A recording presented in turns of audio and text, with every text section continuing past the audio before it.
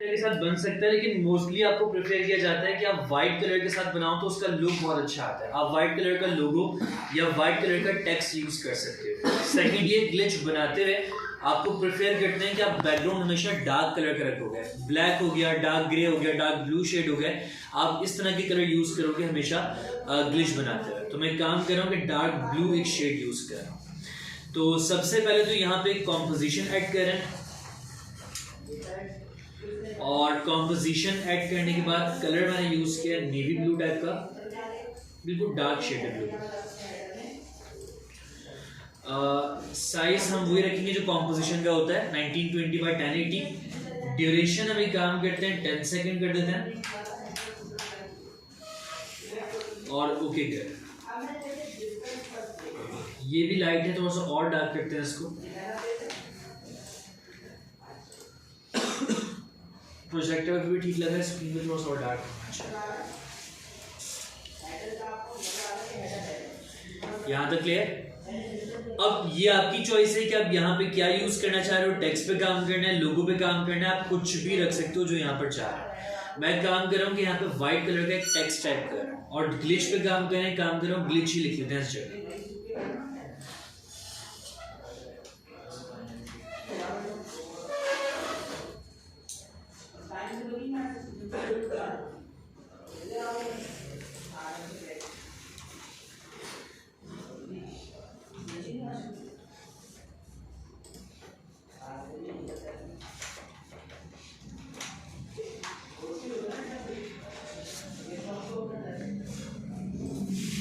मॉन्टसेराट में यूज कर रहा हूँ बोल्ड वर्जन।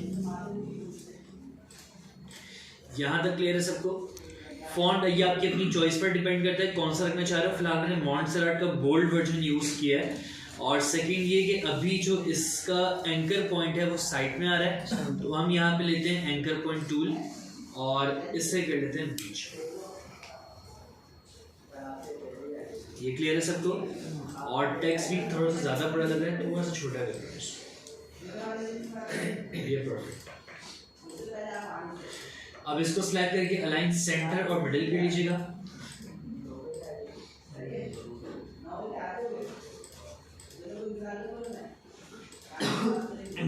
यहाँ तक क्लियर सबको? अब जो भी छोटी सी एनिमेशन आप इससे बनाना चाह रहे हो आप बना सकते हो। हमने कभी टेक्स्ट शुरू में एनिमेट कर रहा हूँ, तो हमने टेक्स्ट के ऊपर एस किया स्केल के लिए, की लगाई और टी प्रेस किया किस चीज के लिए? ओपेसिटी के लिए। ये बात समझ आई? Yes sir. हम दोनों चीजों को एक साथ एनिमेट करना चाह रहे हैं। क्या की प्रेस करनी चाहिए? यू प्रेस करेंगे। अब देखो, अभी तक हम जो एनिमेशन कर रहे थे वो डायरेक्टली 0 to 1 सेकंड पे कर रहे थे। ऐसा ही है, ग्लिच एक ऐसा इफेक्ट है जिसकी एनिमेशन थोड़ी सी फास्ट रखी जाती है, तो आप 1 सेकंड से भी कम में एनिमेट करोगे। अब जैसे आपने सुना होगा, अक्सर बल्कि सब जानते भी हो कि जैसे अगर आर्स की बात करें तो एक आर में मिनट कितने होते हैं? 60 होंगे। इसी तरह से 1 मिनट में सेकंड्स कितने होंगे? 60। इसी तरह से वीडियो जब बनाई जाती है या एनिमेशन बनाई जाती है तो उसमें सेकंड्स के अंदर एक और चीज होती है जो अभी तक आपने नहीं सीखा है। उस चीज को हम कहते हैं फ्रेम्स। क्या कहोगे आप? जैसा आप ये कहते हो कि भाई सेकंड से मिलके मिनट बनते हैं, मिनट से मिलके आवर्स बनते हैं, तो आप इस तरह ये कहोगे कि फ्रेम से मिलके क्या बनते हैं? सेकंड्स बनते हैं। आपका जो 1 सेकंड है वो इक्वल होता है 30 फ्रेम्स। 1 सेकंड में कितने फ्रेम्स होंगे? 30। अब अगर यहाँ पे मुझे 1 सेकंड से भी कम में एनिमेट करना है तो इसका मतलब मुझे किस पे काम करना पड़ेगा? फ्रेम पर। फ्रेम्स पे काम करना पड़ेगा। और फ्रेम्स यहाँ पर शो करने के लिए इस टाइमलाइन को आप जूम करोगे, और टाइमलाइन जूम करने की शॉर्टकट की है इज इक्वल टू। कोई कंट्रोल वगैरह कुछ भी यूज नहीं करना है, जस्ट टाइमलाइन पे कर्सर रखना है और इज इक्वल टू मतलब प्लस का साइन प्रेस करोगे तो टाइमलाइन जूम होगी। देखो आना शुरू हो गया फ्रेम। ये आ रहा है 0f 5f मतलब 5 फ्रेम्स, 10 फ्रेम, 15 फ्रेम, 20 फ्रेम, 25 और यहाँ पे 1 लिखा हुआ है। इसका मतलब यहाँ तक क्या पूरा हो रहा है? 1 सेकंड। ये बात समझ गए सर? Yes sir. कोई प्रॉब्लम तो नहीं है? अब मैंने कहा भाई मुझे इसके स्केल को एनिमेट करना है 20 फ्रेम्स के अंदर। आपने 20 फ्रेम पे जाके कर्सर रखा और 20 फ्रेम पे कर्सर रख के मैंने यहाँ से लगा दी सेम की, ताकि जस्ट अभी फिलहाल की ऐड हो जाए यहाँ। ये बात समझ गए? कोई सवाल है किसी का यहाँ तक कि नहीं? अगर प्रॉब्लम हो रही है सर ये वाला दोबारा बता दें इसमें। देखो अगर इसमें कंफ्यूज हो रहे काम करो शुरू से, जैसे पहले काम करे थे वैसे ही कर। आप 0 पे कर्सर रखो, मैंने कहा भाई शुरू में स्केल छोटा हो, तुमने इसकी वैल्यू कर दी 0। अच्छा अभी एक्चुअल साइज कितना रखा हुआ हमने इसका 565.3, फिलहाल हम इसको राउंड ऑफ कर देंगे 565 ही रेट है। मैंने कहा शुरू में ये छोटा हो तो हमने इसकी वैल्यू 0 कर दी, सही। और मैं चाह रहा हूँ कि 20 फ्रेम पे वापस अपने एक्चुअल साइज के ऊपर आ जाए, तो हमें कितना टाइप करना होगा 565, सही। प्ले करके देखते हैं क्या। ये बात क्लियर है सबको? Yes sir. मुश्किल तो नहीं है? No sir. अच्छा अभी तक मैंने ये सिखाया था कि जहां पर पहली वैल्यू हम लगाते थे दूसरी वैल्यू भी सेम जगह पर रखते हैं, मतलब कि जहां पर स्केल पूरा हो रहा है वहीं पर ओपेसिटी भी हम यूज करते थे। आज मैं ये चाह रहा हूँ कि ओपेसिटी पहले अपना काम कंप्लीट कर ले, स्केल थोड़ी देर बाद तक आपको अपना प्रीव्यू जनरेट करा। तो मैंने क्या किया कि 20 फ्रेम तक रखा मैंने स्केल को, लेकिन ओपेसिटी जल्दी कंप्लीट कर लिया। मैंने कहा भाई 10 फ्रेम में ओपेसिटी अपना काम कंप्लीट कर लिया, तो मैंने 10 फ्रेम्स के ऊपर कर्सर रखा। मैंने कहा भाई शुरू में ओपेसिटी 0 हो और 10 फ्रेम्स के ऊपर आके ओपेसिटी वापस हो जाए 100%। ये बात समझ आई? मुश्किल है किसी को? No sir. सिर्फ प्ले करके देखते हैं क्या हो रहा है। देखो ओपेसिटी यहाँ तक आते थे पूरी हो गई है, लेकिन स्केल बात तक काम कर। अगर आप ये बिल्कुल सेम पॉइंट ऊपर आप रखते हैं तो फिर ये होता है कि दोनों चीजें एक साथ काम करें। टाइम पे ख्याल रखो। तो इधर तक समझ आ गया सबको? मुश्किल तो नहीं है? अच्छा इतना काम करने के बाद मैं चाह रहा हूँ कि मुझे इस चीज का ग्रुप बनाना है, और ग्रुप बनाने के लिए याद होगा आफ्टर इफेक्ट्स में क्या करते हैं हम? Pre compose. तो हमने इस टेक्स्ट पे राइट क्लिक किया, प्री कंपोज किया। बाय डिफॉल्ट अक्सर यहाँ पे चेक लगा होता है, इसमें प्री कंपोज एडिटेबल नहीं होता। आप इस सेकंड ऑप्शन पे चेक लगा के ओके करेंगे, ठीक है। मेरे पास ऑलरेडी सेकंड पे ही चेक लगा हुआ है तो मैं इसे चेंज नहीं करा। अगर आपके पास फर्स्ट पे चेक लगा हुआ हो तो सेकंड पे क्लिक करके ओके कर लीजिएगा। कोई सवाल किसी के यहाँ तक? सब ओके? आप प्री कंपोज का नेम भी रख सकते हो। मैंने राइट क्लिक करने के बाद रीनेम किया ताकि चीजें याद रहें। मैंने कहा भाई ये आपका टेक्स्ट लिखा है। यहां तक कोई सवाल? अब मुझे इसके बाद क्या करना होगा, मुझे एक ब्लैंक लेयर की जरूरत है। तो ब्लैंक लेयर इंसर्ट करने के लिए याद होगा क्या यूज करते थे? सॉलिड। याद है? Yes sir. तो वही सॉलिड हम यहाँ पे यूज करना चाह रहे हैं। मैंने राइट क्लिक किया, न्यू, और सिलेक्ट मैंने किया सॉलिड। सॉलिड में जाने के बाद कलर मैंने कहा भाई सेम ब्लू ही रखा जाए जो ऑलरेडी है, या ब्लैक रख लो, ब्लैक में भी ज्यादा अच्छा इफेक्ट आ जाता है इसका। मैंने फिलहाल ब्लैक रखा और ओके कर दिया। यहाँ पे हम चाह रहे हैं जितनी बड़ी कॉम्पोजिशन है सेम साइज का शेप बने, तो आप यहाँ क्लिक किस पे करोगे? Make composition size. ये बात समझ आई सबको? रिपीट करना है कुछ? अब इसके बाद इस सॉलिड के ऊपर एक इफेक्ट आपने यूज करना होगा फ्रैक्टल नॉइस के नाम से। आप जाओ इफेक्ट्स में, और यहां पर ये पहला इफेक्ट हम इस पे यूज कर रहे हैं, फ्रैक्टल नॉइस। ये क्लियर है? और इस फ्रैक्टल नॉइस को ड्रैग करके अपनी इस लेयर पे लाके रखें। देखिए फ्रैक्टल नॉइस लगाने में कुछ ये इफेक्ट आपके सामने आया। इधर तक क्लियर है सबको? रिपीट तो नहीं करना कुछ? अगर ये लिख लिया तो आगे चले, साथ साथ नोट डाउन करते रहो ताकि याद रहे कि कौन से स्टेप में कौन सा इफेक्ट लगाया है। सॉलिड लेयर के ऊपर जो हमने यूज किया है वो फ्रैक्टल नॉइस को यूज किया। यहां तक क्लियर? अब देखो इधर आने के बाद यहां पे क्या सिलेक्ट हुआ है? Soft linear. आप सॉफ्ट लीनियर की जगह यहां कन्वर्ट करेंगे इसे किसमें? ब्लॉक। आपने ब्लॉक पे चेक लगाया ताकि बॉक्सेस बने हुए आ जाए, वैल्यूज फिक्स रहेंगी। आपने कंट्रास्ट यूज करना है 200,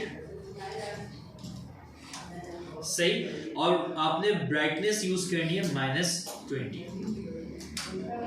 ताकि थोड़ा सा डार्कर शेड में। ठीक है, ब्राइटनेस कितनी यूज करनी होगी? -20, और कंट्रास्ट 100 बाय डिफॉल्ट होता है, तो कन्वर्ट से 200 में करेगा। मैं स्लो लेके चल रहा हूँ ताकि साथ साथ नोट डाउन करते रहो। आगे चलें। Yes yes. अच्छा, इतना काम करने के बाद अपने क्या करना होगा, यहाँ एक ट्रांसफॉर्म का ऑप्शन आ रहा है, आप ट्रांसफॉर्म के ग्रुप को ऑन करोगे इधर से। ट्रांसफॉर्म ऑन करने के बाद यहाँ पर एक चेक लगा हुआ है यूनिफॉर्म स्केलिंग पर। यूनिफॉर्म स्केलिंग का मतलब क्या होता है, जब रीसाइजिंग आप लोग करते हो तो उसमें हाइट और विड्थ दोनों चीजें एक साथ बढ़ रही होती हैं। मैं चाह रहा हूँ कि जो छोटे छोटे बॉक्सेस बने हुए आ रहे हैं इनकी जस्ट मुझे विड्थ को बढ़ाना है, मुझे हाइट को नहीं छेड़ना। तो आप इसके लिए क्या कर सकते हो, यहाँ पर यूनिफॉर्म स्केलिंग पर से चेक हटा दो। जब तक यूनिफॉर्म पे चेक लगा हुआ है, स्केल करने पर हाइट और विड्थ दोनों चीजें एक साथ बढ़ती हैं। जब यूनिफॉर्म पे देखो अभी सिर्फ स्केल लिखा हुआ है, लेकिन जैसे ही मैंने यूनिफॉर्म पे से चेक हटाया तो अब क्या लिखा हुआ आ गया, स्केल विड्थ और स्केल हाइट। आपने हाइट को नहीं छेड़ना, आपने पहले विड्थ को फुल करना है। और मैं चाह रहा हूँ ये भी छोटा लग रहा है और ज्यादा फैलाना है, तो ऊपर जो वैल्यू 600 लिखी हुई आ रही है आप इसको और आगे तक ले जाइए।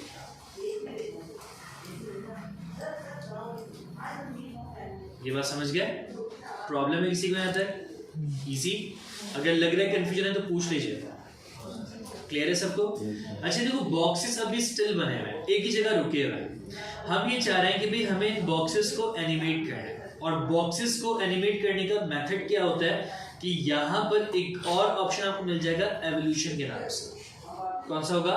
एवोल्यूशन। आपने इस एवोल्यूशन की एक्सप्रेशन पे काम करना है। लास्ट क्लासेस के अंदर भी एक बात समझाई थी कि जब भी हमें एक्सप्रेशन पे काम करना होता है तो कैसे एक्सप्रेशन ऑन करते हैं? ऑल्ट के साथ आप क्लिक करोगे इसकी वॉच पर ताकि फॉर्मूला का ऑप्शन आपको मिल जाए। ठीक है, जैसे मैंने ऑल्ट के साथ क्लिक किया तो ऑटोमेटिकली यहाँ पे एक फॉर्मूला का ऑप्शन आ गया। आपने इस फॉर्मूला को बैक स्पेस से खत्म करना है, यहाँ पे टाइप करना है टाइम स्टैरिक। ठीक है, मल्टीप्लाई की जगह स्टार यूज करते हैं तो टाइम स्टैरिक यूज किया और साथ में 3000 से इसको मल्टीप्लाई किया। स्टैरिक मल्टीप्लाई का काम किया, तो मैंने कहा भाई टाइम मल्टीप्लाई हो जाए 3000 टाइम्स। अब जरा मैं सब प्ले करके दिखाऊं तो ये कुछ इस तरह से हो गया। ये बात समझ आई? ये रिपीट करना है, एवोल्यूशन से रिपीट करना। देखिए सिंपल मैंने क्या किया, एवोल्यूशन पर ऑल्ट के साथ क्लिक किया। आप जैसे ही ऑल्ट प्लस क्लिक करोगे ऑटोमेटिकली यहाँ पे एक फॉर्मूला आ जाएगा। जो फॉर्मूला लिखा हुआ होगा आपने उसको बैक स्पेस से खत्म करना है और उसकी जगह पे टाइप करना है टाइम स्टैरिक 3000, मतलब टाइम मल्टीप्लाई हुआ किस चीज से? 3000। ये फॉर्मूला लिख लो ताकि याद रहे। आपने जस्ट टाइम को मल्टीप्लाई की जगह स्टार यूज करते हैं कोडिंग्स में, आपने टाइम को मल्टीप्लाई किया 3000 से। ये चीज हमने एवोल्यूशन पे की है, मतलब ऑल्ट प्लस क्लिक करना होगा एवोल्यूशन की वॉच पर और फिर ये फॉर्मूला टाइप होगा। किसी को यहाँ तक सारी चीजें क्लियर हैं?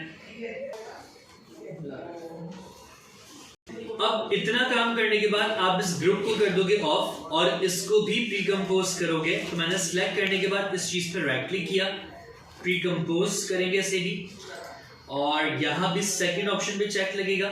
सही, आप ओके कर सकते हो और इसका भी नाम रख लो। मैं इफेक्ट का ही नाम यूज कर रहा हूँ ताकि आपको याद रहे कि हमने इसके ऊपर क्या लगाया।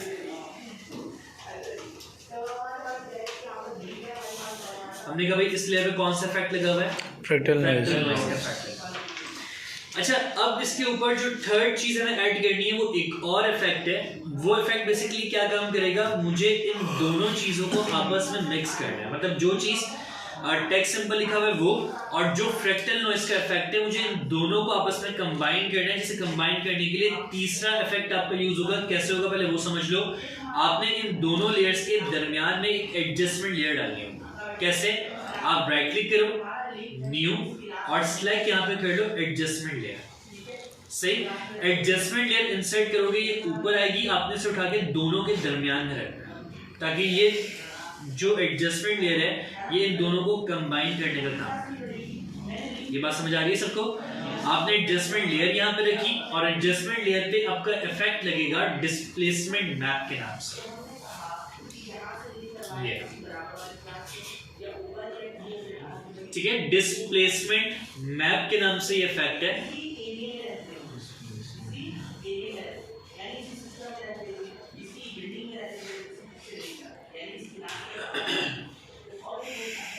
फिर से आगे चलें। अब देखिए सिंपल मैंने क्या किया है, डिस्प्लेसमेंट मैप का इफेक्ट हमने उठाया और इसे ड्रैग करके एडजस्टमेंट लेयर के ऊपर लाके रखा। सही, जैसी एडजस्टमेंट पे लाके आप इसे रखोगे तो यहाँ ऊपर इसकी सेटिंग्स आ जाएंगी। अभी ये किससे कनेक्ट है, मुझे किससे कनेक्ट करना है, मैंने कहा फ्रैक्टल नॉइज में जो इफेक्ट लगा हुआ है वो चाहिए, तो आपने एडजस्टमेंट लेयर की जगह इसमें सेलेक्ट कर लिया कि भाई आप इसे फ्रैक्टल नॉइज सेलेक्ट कर दो। ये बात समझ आई। और फ्रैक्टल नॉइज की आई कर दीजिएगा क्लोज,